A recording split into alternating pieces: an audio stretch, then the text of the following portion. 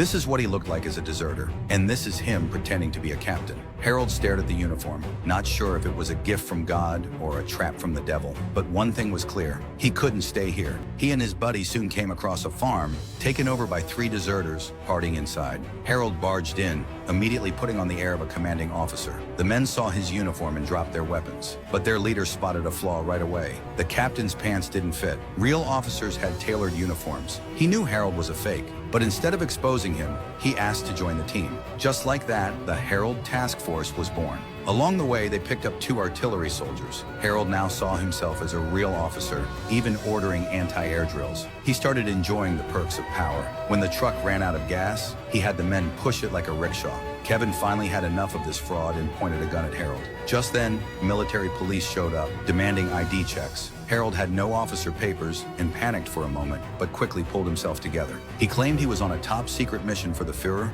and threatened to report them if they insisted on checking. The officer hesitated. Harold knew he'd won the gamble. No one would risk their career over this. In fact, they invited him to inspect a nearby camp.